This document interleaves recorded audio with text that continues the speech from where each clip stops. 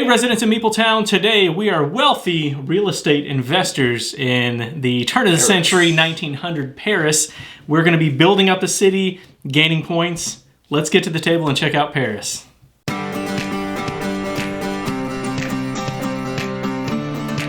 right, Meepletown, we have Paris set up. We are ready to play, but before we start, I was talking to Dean this morning. We never share much about our podcast and stuff. So hey, if y'all want to check out our podcast, we have a podcast.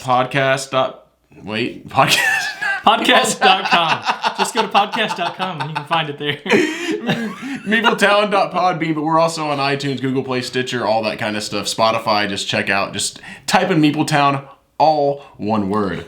With that being said, let's do it, man. John is still trying to figure out the internet. It's John's birthday, by the way. Oh, yeah. It's about time you figure out the internet now.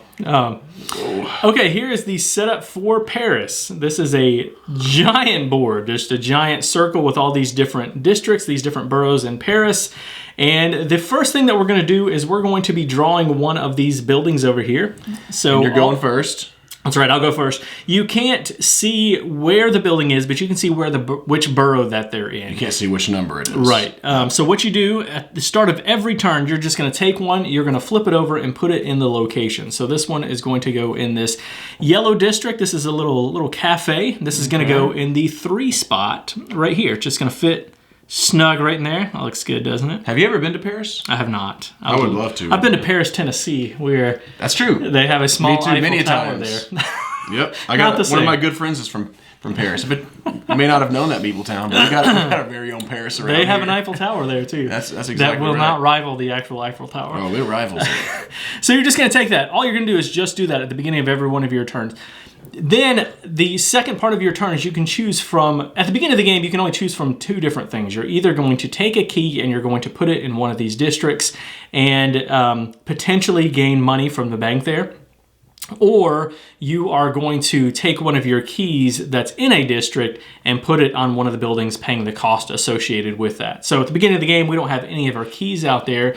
I'm just going to take one and put it out there. Now, you can put it, again, in any district, and all these districts have different franc values listed at the top. So if I put this in this purple district, I would just get 2 coins, and that would be 2 francs, and that would be my whole turn. Montmartre is the red district that has the highest value. I would put that there and get 7 francs. However, you might think, why would you not always put it there? Well, because these keys are going to stay in those districts, and there's a little bit of a area control aspect going on in this game. So he's going to place it there. How do you know that?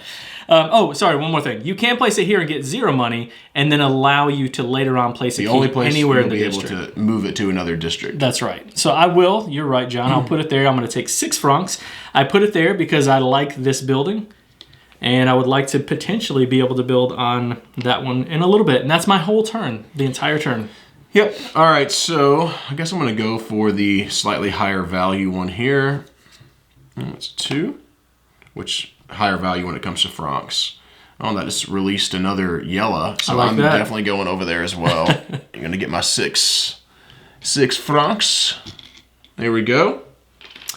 And now I do, this is a tricky one. I like the idea of being able to just take this one and put it over here and give myself more options. However, you're giving me more options. I'm also giving John more options. So I think what I'm going to do is check out another one of the districts. Lavalette is Lavalette. I'm not sure. Just put it down. I could put this one over here, but that's only going to be 2. So I'm going to take this one over here. We're going to get this other one going over here. There's some options here. So that's going to be the 5 spot. Fiver. I don't care for the 5 one as much, but I do like the 2 one. So I'm going to go ahead and put a key over there and build. Oh, nope, not going to do that. Never mind. Oh, this is tricky because now if I do that, then that's going to allow this to open up for John to be able to build there. So I think what I'm going to do is forego putting a key over here. Yeah. I'll do that later on. And you look on the tiles, and I really like the 3s early in the game. I like the 2s and the 1s better because in this one it's a higher value. What you're going to do is you're going to add up the value later on to see who gets the points from that district if you have a tile here. This one costs 3 naturally. All of them have a natural cost at the bottom right-hand corner. You like when I say that? I love how you say so this one just costs 2. This one just costs 5. But this one, I can pay 3 and then just take this little prestige token, or I can pay 3 plus 2 and also be able to take one of these. Whoa, where are we? Tiles on the board here. So I will. I'm going to pay a total of 5. I'm going to take my key. But he also gets the gold star. And put it on here. That's right. Which are the highest values if he decides to start putting these buildings out. So that's a positive as well. The gold prestige tokens are really good. Now, Did you pay $5? I did pay $5. And now what I do is I'm going to take... There's a rondelle thing going on the outside of this board. Whenever you take a tile that allows you to take one of those bonus tiles, or whenever you place your key on there, you can move it on any one of these tiles, but you can never go backwards. And so you're always going to be moving forward. They get better potentially better as the game goes on.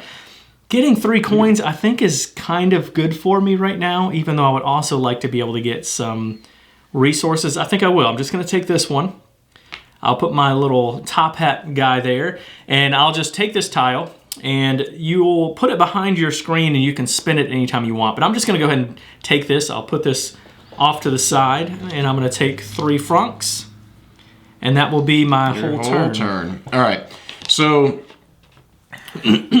what's interesting to me now is I can flip over this yellow to give me more options, or to give me a option here, but also, this Mamantra, little red district. So I'm going to see what this is. It's a 7. It's a 3. No, it's a 3er right there. Yeah, that's good for you. So I'm going to go ahead and go here because I know that Dean can't place a key and go here in the same turn. So I'll have first dibs on that one, and I'll take my 7.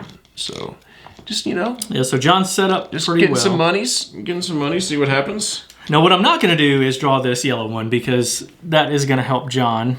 I think what I'm going to do is just take this one and place it down here, which is the lowest value. But I have to get some keys out there anyway, so I think what I'll do, I've got a couple options now. I think are you going to place this in my key spot? You can only have 1 key up here in the bank. I was just blocking you. That's part of the game. You didn't know about that? I think I will go ahead and go up here then, just so I can get a little bit more money. Sometimes colors.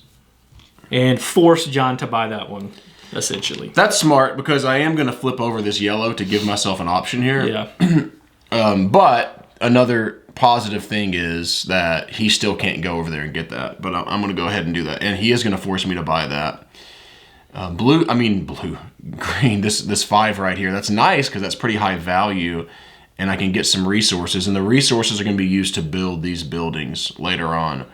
But I don't need to buy that one right now. I need to buy this one, and I will spend the 5 so that I can not only get this most of the time you'll do that because getting those bonus tiles is really helpful. Yeah. Really helpful. And it's interesting because I was thinking the same thing about Dean when Dean was saying the 3. I was actually thinking about jumping maybe up to the 4 and getting more cash, hola. But also, these resources are super valuable in this game. Like, to build this building, all I have to have is a gold, and $10, 10 francs. So, that's pretty... Yeah, the resources at first glance in this game seem like they might not be that important. They are. But I mentioned area control in this game, so I can kind of explain this. I'm going to go ahead and take this gold, actually. There we go. So the area control, what you're going to do is you're going to add up the value of all the tiles that you have in each of the districts. And if there's 4 keys that are placed in this district on any of the buildings, then you're going to take one of these scoring tiles, you'll pick which one, and put it out here. That means that this one is going to score whoever has the highest value at the end of the game. Now, the highest value they can get out here with the regular district buildings is going to be 8. However, John mentioned those are going to be 9 through 16. So those become very important in gaining area control and being a big way we can get a lot of points at the end of the game. Yep. Well, I don't have any option here because those are all the same districts. So I'm just going to take this and place it. Ooh, that's interesting. Which one did I grab again? There we go.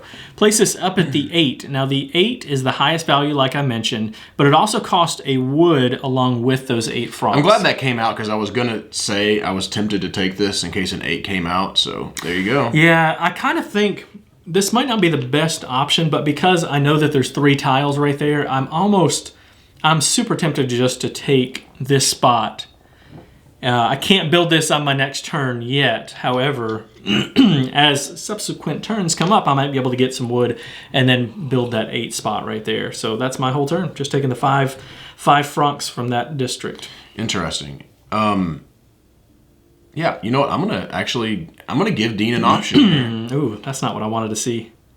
I'm gonna do that. That was just a cost of 5. And I'm gonna go over here as well. Thought you might. And grab 5 francs. Okay, now I really would like to see. Ooh, this is a tough one. I know which district I want to go in, but I don't have any presence in there. I can take a flyer and try to put another one out here, and hopefully that will benefit me. But it could benefit John as well. Which one do you want? You want one of these? You got. I would like the. Yeah, that's true. Or the 4 even wouldn't be terrible. So I do think I will. I'm just going to take this tile. The 3. Honestly, I know that sounds really good, but I would rather have seen something else on that one. So I'm going to take that. I will spend the 3 plus 2, making that 5 francs to move my key down here, and then take one of the bonus tiles. I don't think I have enough. Whoa, easy there. No, I'm getting all choked up. I don't think I have enough money, but I really need the wood too. So I'm just going to take that wood tile and put this in behind my screen. Would you take that? Pretty good. John's turn. So, yep, it is. I'm intrigued over here, but Dean has that key, and I don't want to give him that opportunity. So I'm obviously not going to let my intrigue make me do something stupid. Which is what that would be. I did not take my gold prestige token. Oh, let me have that one. Can I have it? All right, let's go to old Belleville. Ooh, an 8er. Ooh, so that's interesting. That's interesting. Okay.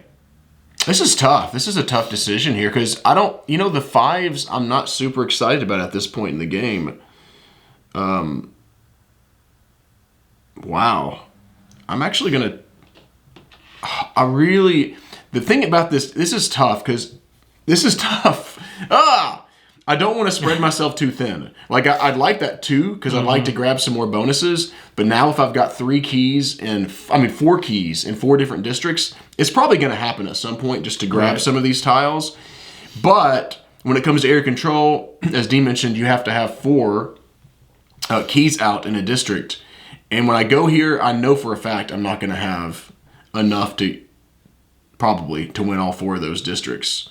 So do I want to just go for the winning the districts, or do I want to get some of these bonuses early in the game? It's a big pool in this game. It is, because there's lots of different ways to get points. We're talking about the area control, and that is a big way to get points, but there's also these tiles that are going to give you points as you move along. I'm going to do this. Okay. Thought you might do that, getting a little extra money there. A little extra money in hopes that, he's going to, we'll see. See what he does. Yeah, I'm not going to put a Mamatra one out there, I don't think. That might be what you want me to do.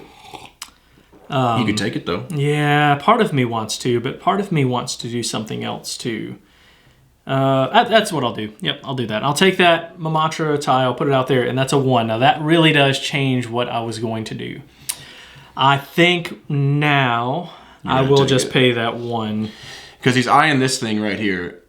Potentially, which means that when he decides, so it's really cool the way the scoring works with this, is you get the tile, then whenever you decide to return it, then he's going to get 2 victory points for every number 1 that he controls. That's right. So it's kind of a little push your luck. Do I do it now? Do I wait? The problem is there's not many of them out there, I like some of the options that I have. But then that also means that they're going to come out, and I'm not controlling them, so you could. Yeah.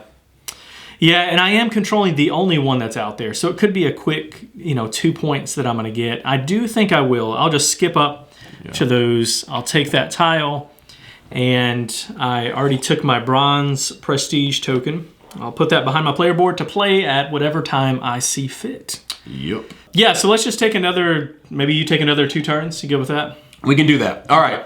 So, not much of a choice besides which yellow do I want. Because I've already got a key there.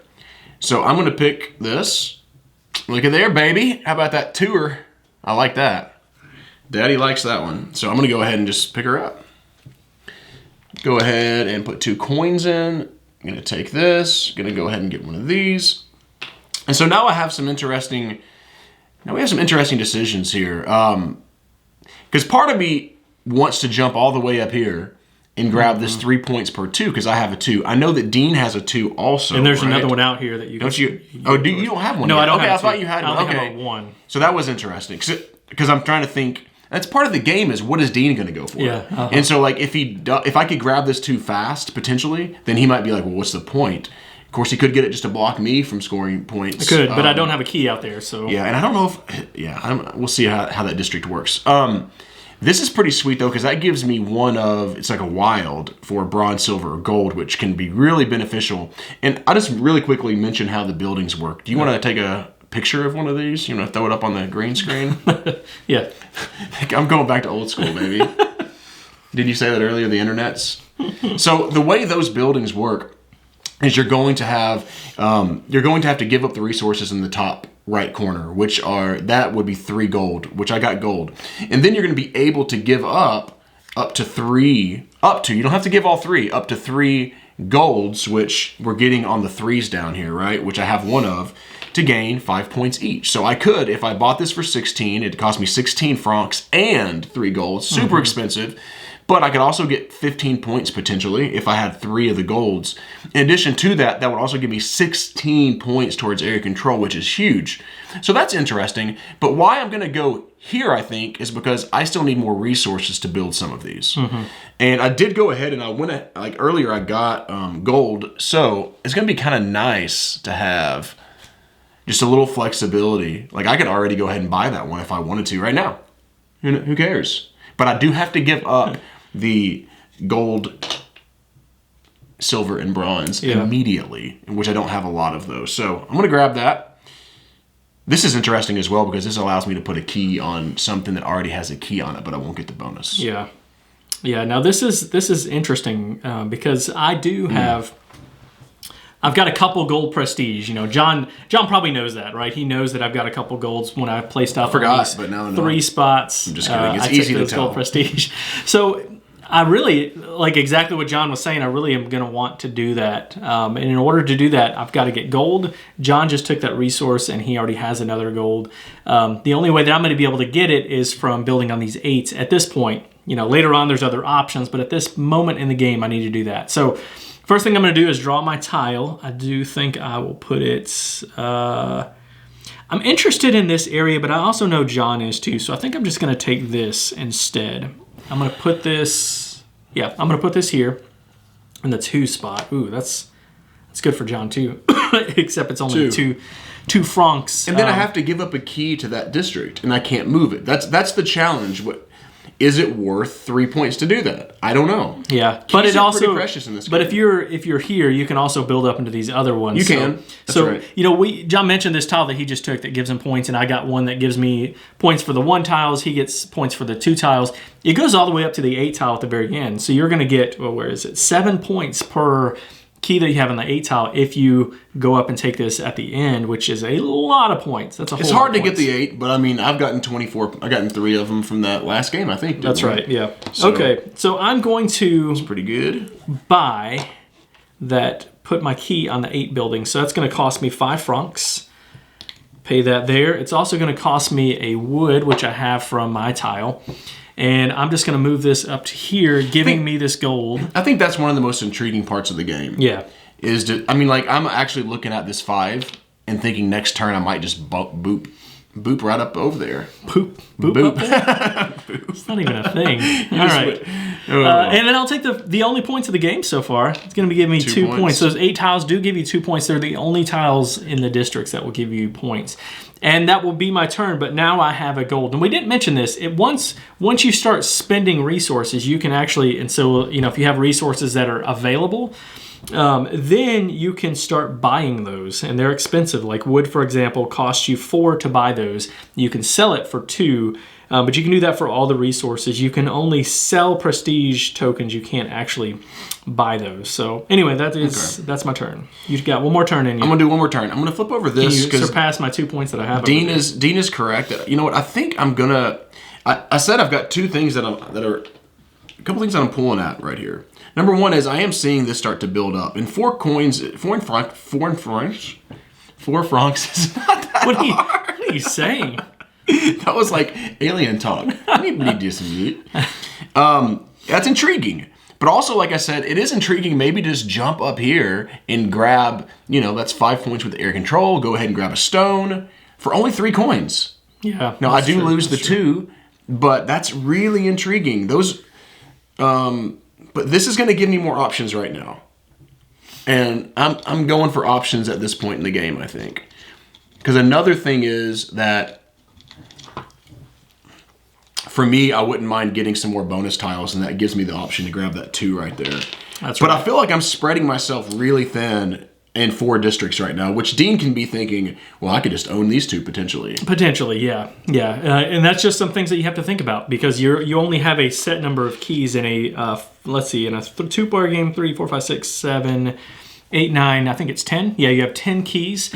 Later on, you can buy some keys. This one allows you to buy one for 2. It allows one person to buy one for 2, and this one's one person can buy it for 1. So you can buy more keys, but you're still limited, so you don't want to just keep throwing stuff out there. You want to think ahead of how am I going to be able to have enough keys in these districts. I'm too thin right now. I've got to start trying to get some leads. Yeah.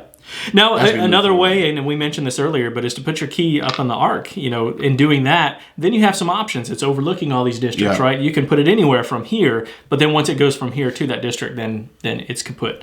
Let me just explain kind of the end game, how all this plays out. So we're going to keep playing out the way that we're going to play things out, but eventually these stacks are going to be gone. We're going to keep playing things out the way we're going to play things out. The way we've been playing things out. Nailed it. So eventually these tiles will be gone, all right? But that does not trigger the end of the game. I mentioned that you have these end-game tiles. These are the ones with the French flag on the back of them. Let's go ahead and... I'm going to go ahead and flip this yellow over. Let's do a little simulation, Dean. You trying to help yourself out here? No, let's just go ahead and let's go... Oh, yeah. Okay. I was giving myself... I was trying to do the more interesting thing to make it tighter, but then I realized I was giving myself the lead, which is... I'm a selfless guy, dude. So let's say this has happened. That's right. John mentioned the 4th key has gone out into this district on the buildings. The person who places the 4th key gets to choose from these. The highest one is a 20 points for the highest placed player. And then the lowest one, I think, is 10, right? Yeah, so 10. Let's say I took this, put the 20 out there. If the game were to end like this, then I would have this, and I would have 20 points. Now, he has 8. 5 plus 3 is 8. I've got 3 points. Now, in a 2-player game, the second place player is going to have half as much as the other player to gain any points. So I would have none. In this scenario, I would get 20 and John would get 0, which is nutso, right? You're going to have to keep up in those higher districts for sure. And let's just say the game's been that's not the end of the game. I just want to show this really quick. Yep. Let's just say I decide that I'm going to grab. I've got 2 gold. Sure. Let's just do this. Let's just say I went ahead and bought this one for 2 gold. I got rid of my 2 gold. I put it in the district. I do have to have a key to go there. Mm-hmm. I go there, and then I have 2 of these things. I don't have to spend 13, so 13 francs. Or, again, if he moves this up like a 2, he gets buy for 11. That's right. And then I would have 2 of these. I don't have all 3, so that would be worth 4 plus 5, 9 points for me immediately right then. So that's how that works. Yeah, that's exactly how that works. So you're going to keep playing this out, right? Once all of these tiles are gone, then I mentioned at the beginning of the game, you do that first, and then you have an option between 2 actions. Mm-hmm. Well, after those are gone, that action is gone. You now have the option of 3. You can take a key and put it out on the board. You can place a key onto a building, or you can take one of these tiles and you get to choose which one you want to keep from these in-game tiles. Now there's stone, there's all the different resources, there's victory points, coins, anything that you choose from. Now once this stack is gone, you finish out that round, and then everybody's going to get one more turn to take an action to be able to finish out the game. Then you'll add up your points and see who has the most, and I win. I've got 2 points, so I win. Yeah, nope. Art and components, yeah. What do you think, John? I love them. Okay. This is so. I had a little COVID action this last several weeks. This is our first video back. So if you've been watching Meeple Time, we've been doing some separate ones because of that. So I had to play this online for the podcast. I really like the thickness of these boards and the way they feel. Like I'm really impressed with that, and I like the art. I think it's a beautiful game. Yeah. Dean's the box. gonna talk about. I love the box. I don't think I love the box as much as you do, though. I think it's okay. Look at that. It's exactly what I would expect about a game that these are thick, involves man. early 1900s. Yeah, these are nice and thick, and the keys are cool. Usually in games, top hat I feller. didn't even have that on there, right? Uh-oh. Usually in games when you have these player screens, like Keyflower or games like that, they're the real thin, wobbly ones. These are stout. I didn't even mean to do that. But I like how they easily fit here. Mm-hmm. You know what I mean? Sometimes these get all bent up because it's super tight or whatever. But I love that. It's nice. Yeah. They're not going to get all bent up, I don't think. At least with this copy. Now this fits on there a little more snug than what this does, which is not a bad thing. You can leave this it like that. You can leave it like this and fit it in the box. Now this is the regular edition of the game, which I think is totally fine. The deluxe edition, which I don't think is available. I think it was just available during Kickstarter. Look at Game Brewer's website. I'm not sure if that's true. But all of these tiles, all of the building tiles and in-game tiles are all wooden and metal coins. Now, this game had a lot. It has a lot of cardboard. This isn't even all of it. There's some more in the box. If you have a higher player count, you're going to have more of these tiles out. It's a lot, right? Mm-hmm. And so it's a heavy box. Imagine filling these with wood, like wood tiles. That's going to be heavier. I don't think you need it. I think the regular edition of this is totally fine. The only complaint I think I might have, but it's not really a complaint because you don't have to use it. This tower can get in the way, like being able to see which districts are behind there especially. But still a nice presence. Yeah, you can just take this and there's a tile that you can put out there that has keys instead of, or I'm sorry, you can just put this tile flat onto the board.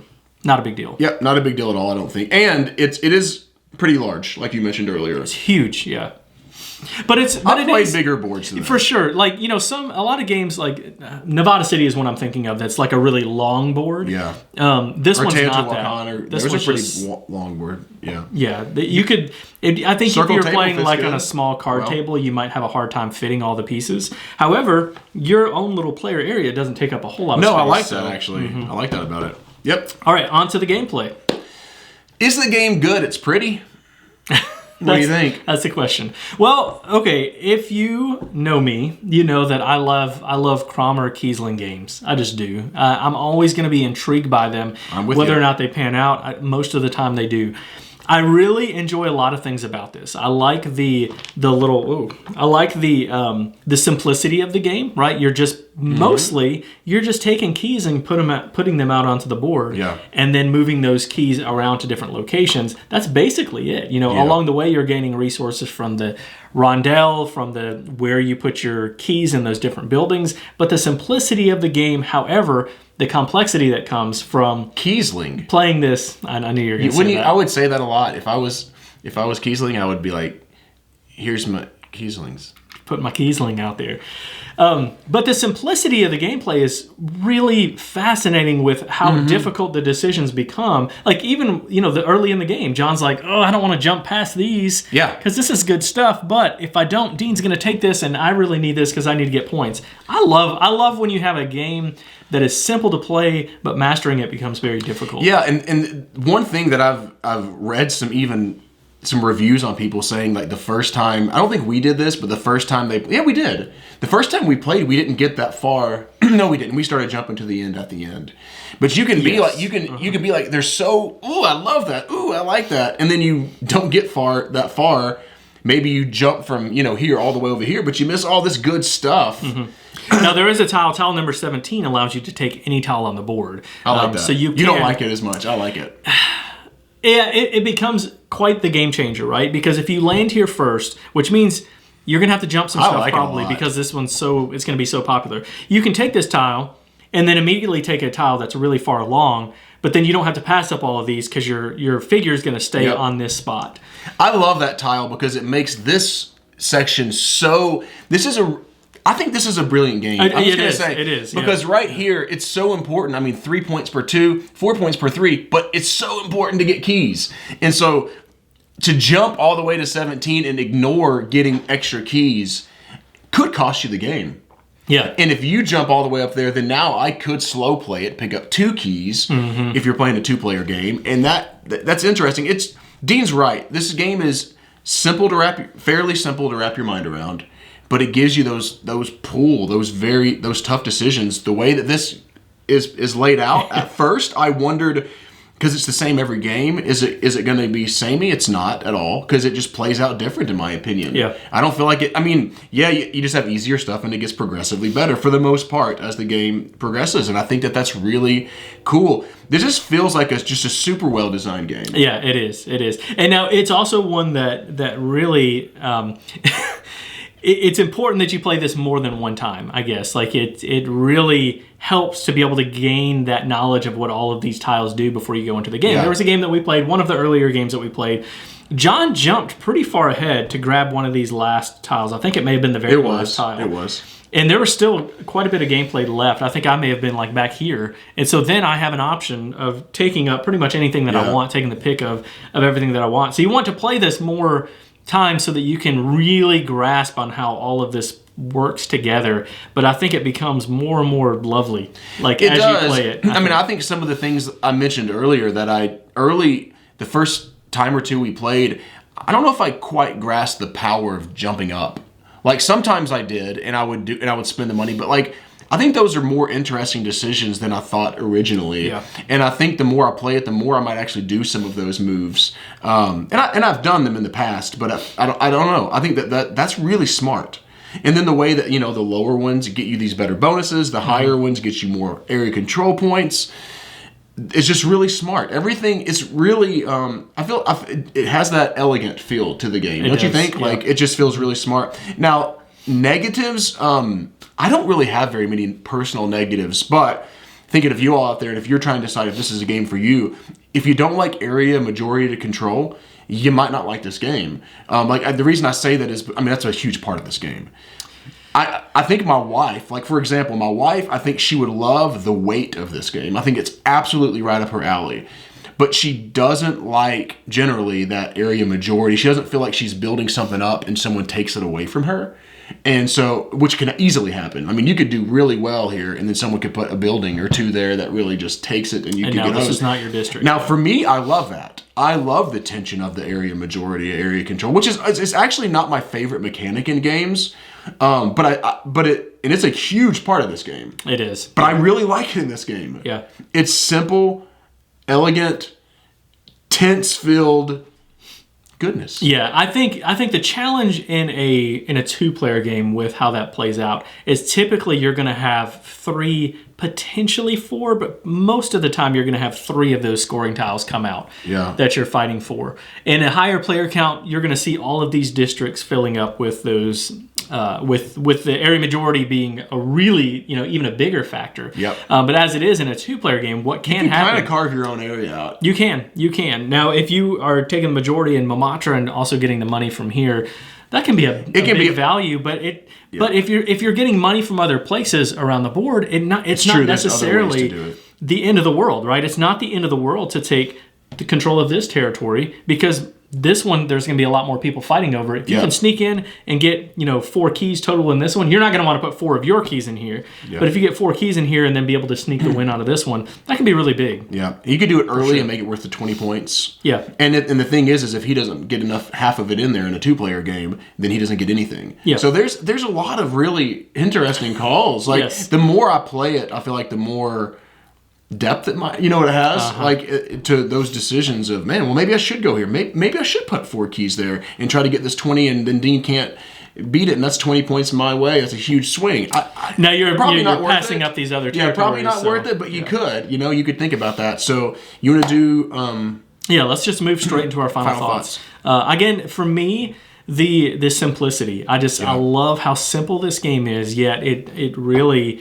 It has a lot of depth, what you're talking about. The timing is important. Timing is a big part of the game. The collecting the resources is important. And how you get those. The push your luck, because if I get this 9 and stick it right there, but then Dean, grabs it 16, then I'll get victory points from this, but I wasted that kind of. But also pushing your luck for where you put the buildings out and who has keys in there, especially at the beginning of the game. All of that. There's so many really, really interesting decisions of this, and I really like this one. Now, if you listen to the podcast, I gave this one an 8 because I really, really enjoy this. You're going to raise it? I'm going to raise it a little bit. Wow. Yeah. Wow. And I thought I might. I've been doing a lot more thinking and playing of this game, and I'm bumping this up to an 8.5. This has become one of my favorite games of the year. Yep. I really, really enjoy this game quite a bit. I really highly recommend this one. It's a lot of fun. Yeah, all right, so I don't do that either. No. I rarely raise it from. Well, I've wrestled with that. Now, if you listen to our podcast, I gave it 8 out of 10. I'm gonna go ahead and stick with it, but even on the podcast, I'm pretty sure that I said this is one that I could easily see increase to an 8.5 for sure. So, it's kind of interesting, Dean. This might be collectively one of our highest rated games of the year. Yeah, I think so. Because we've got a lot of Tekenu I gave like a 9, but you gave like a 7.5. There's some of those games you gave Project Elite a 9, I gave it a 7.5. Yeah. Like some of that, and I was actually thinking, what's going to end up being Meepletown's game of the year? I'm not saying this is, but it could sneak up there for this sure. is in that would be in that conversation because of how high we both have it. Because this could creep up to an 8.5 for me the more I play it. But I'm going to stick with an 8. I think it's just a lot of tense, interesting decisions. That doesn't feel like there's a million things going on, but you have to think about what you're doing in this game. Yeah. And that little push your luck element, all that stuff is really fun. They killed it with this game. Yeah, this is a lot of fun. This is one that flew a little bit under the radar, besides it being Cromer Kiesling, which obviously intrigued me. With the area majority kind of part and stuff, I wasn't sure how much I would like it. But it's a absolutely great game. And this game is around $40 for this. It's a no-brainer. I might not pick it up because Dean has it. Yeah, I don't know. I'm going to have to play this with my wife and see if maybe I can get her to go for this style of a game. Yeah, and maybe it's a different kind of area control than a lot of other maybe ones, maybe she'll end up liking it. I hope that she does because it's a really good game. Really good. I totally agree. So 8.5 from me, 8 from John. Tell people how they can get in touch with us. All right, if you're enjoying our channel, we would love for you to subscribe to it. You can go to MeepletownGames.com to get all of our stuff, our podcast, our YouTube videos, our swag, all that swag. At Meepletown Games on Facebook, Instagram, and Twitter, and we're Board Game Geek Guild 3407. Thanks for coming down to Meepletown.